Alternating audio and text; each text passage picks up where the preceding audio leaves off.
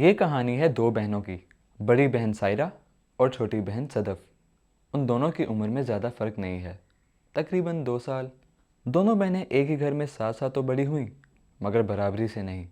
سائرہ غصے کی تیز ہے اور صدف بہت ہی خوش مزاج شخصیت کی مالک ہے۔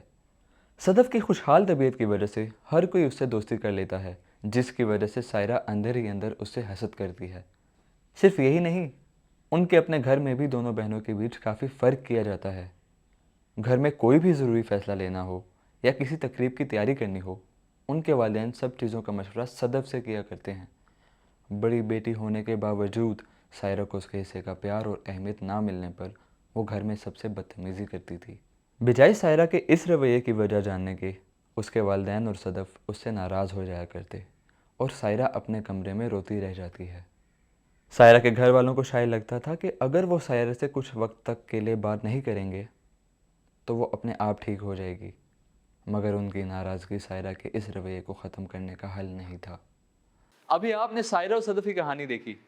ہم سوچتے ہیں کہ بہن بھائی میں چاہے جتنی مرضی لڑائی ہو جائے لیکن وہ ایک دوسرے سے حسد نہیں کر سکتے، مگر حقیقت کچھ اور ہی ہے۔ جی ہاں، ایک ہی گھر میں پلے بڑے بہن بھائی حسد کا شکار ہو سکتے ہیں، لیکن سائرہ اور صدف کے درمیان حسد کی سب سے بڑی وجہ کیا تھی؟ وہ وجہ تھی ان کے والدین کے ان کے ساتھ کیے جانے والے سلوک میں فرق۔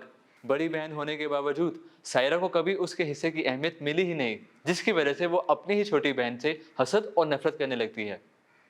ان کے والدین ہمیشہ صدف اور اس کی بات کو ترجیح دیا کرتے تھے۔ میرے حساب سے یہاں غلطی والدین کی ہے۔ والدین کو چاہیے کہ وہ اپنے بچوں کو برابری سے لے کر چلیں، ورنہ نتیجہ ہمارے سامنے ہے۔ جب والدین اپنے بچوں میں فرق کرتے ہیں تو ان کی شخصیت پر برا اثر پڑتا ہے۔ اگر دو بچوں میں فرق کیا جائے گا تو کسی ایک نے تو کمتری کا شکار ہونا ہی ہے، اور جوانی میں یہی احساس کمتری زیادہ خطرناک نتائج کا باعث بن سکتی ہے۔ قائن اور حابیل کی کہانی تو ہم سب نے سنی ہے۔ قائن نے اپنے ہی بھائی حابیل کو کیوں جان سے مارا تھا؟ حسد کی بنیاد پر۔ یعنی حسد انسان کو اندھا کر سکتی ہے اور غلط سے غلط کام کرنے کے لیے مجبور کر سکتی ہے، یہاں تک کہ خون کے رشتوں کو بھی ایک دوسرے کے مقابل کھڑا کر سکتی ہے۔ لیکن اس کا ہرگز یہ مطلب نہیں ہے کہ آپ اپنے ناجائز رویے یا غصے کو جسٹیفائی کر کے خود کو بے قصور سمجھیں۔